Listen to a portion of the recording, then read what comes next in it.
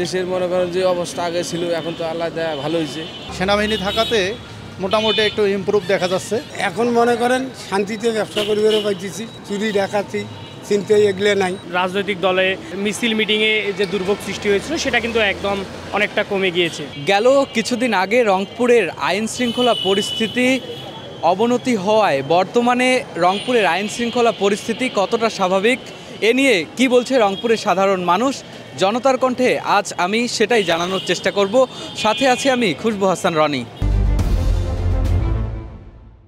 5 আগস্টের পর সারা দেশে যেভাবে একটা আমরা উদ্বুদ্ধ পরিস্থিতি দেখেছি, এখন কিন্তু দেশটা অনেকটা একদম স্বাভাবিক বলাই চলে।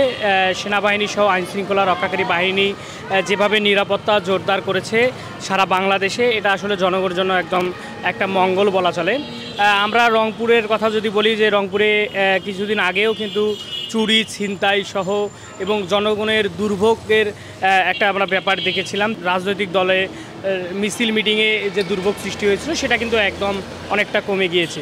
আমরা আশা করি নির্বাচন যতদিন হয়নি, এই নির্বাচন না হওয়া পর্যন্ত যেভাবে নিরাপত্তার চাদরে ঢাকা আছে পুরো শহর এবং সারা বাংলাদেশ, এরকমটাই থাক। সেনাবাহিনী মানে টহল থাকা অবস্থায় আমাদের রংপুরের জননিরাপত্তা মোটামুটি ভালো দেখা যায়। এটা আমাদের কাছে সবসময় ভালো আশা করি।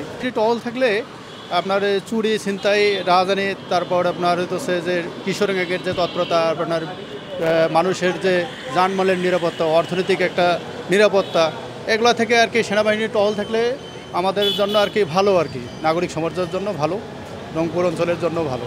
সেনাবাহিনী থাকাতে মোটামুটি একটু ইমপ্রুভ দেখা যাচ্ছে। আগামীতে আরও হয়তো বা আরও উন্নত হবে। টানা ৭মবারের মতো বেস্ট টিস্যু পেপার ব্র্যান্ড হিসেবে স্বীকৃতি পেয়েছে বসুন্ধরা টিস্যু। বর্তমানে যে আইন শৃঙ্খলা, বর্তমানে সেনাবাহিনী নিয়োগ হওয়ার পরে, নিয়োগপ্রাপ্ত পাওয়ার পরে একটু আইন শৃঙ্খলা আগের যে পূর্বের যে 5ই আগস্টের পরে যে একেবারে সাময়িক সময় যে অস্থিতিশীল পরিস্থিতি ছিল সেটা দূর হয়ে এখন মোটামুটি একটা স্বস্তির ভিতরে চলে এসেছে। তো রংপুরে আমরা এখন যেটা দেখতে পাচ্ছি যে রংপুর মোটামুটি আইন শৃঙ্খলা পরিস্থিতি অনেকটা ভালো।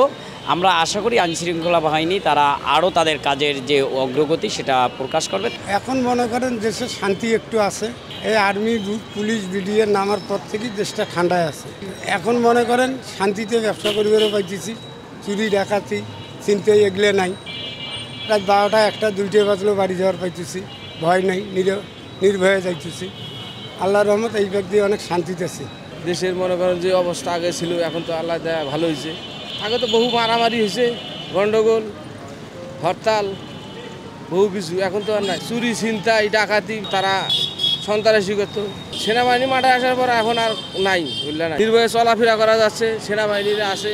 আগে তো অনেক চুরি ছিনতাই হইতো, বা রাত 9টা 10টা বাজলে গাড়ি ধরি অনেক জায়গায় যাওয়ার সমস্যা। তো এখন তামারাইতে এখন তাহলে গাড়ি চলে কোনো সমস্যা নাই বা কোনো টেনশনও নাই। এখন আর কোনো চুরি চিন্তার কোনো সমস্যা নাই, ভয় নেই। আগে যে ভয় একটা ছিল যে অনেক জায়গায় গেলে দেখা যায় রিস্কে কাড়ি নেয় বা ডাংমার করে বা অনেক কিছু করে, এখন আর ওই ভয়টাই এখন আর নাই। মানে এখন তো সেনাবাহিনী মারা যেটা সেটা না, এখন তো ওরা চুরি চিন্তাই করতে এখন ভয় করতে আছে। আমরা তো এইরকম চাই, যেরকম আছে না এরকমই চাই, যে আমরা যখন স্বাধীনতাভাবে চলাফেরা করতে পারি, আমাদের কোনো কেউ হামলা মামলা করতে না পারে, এটাই তো আমাদের জন্য।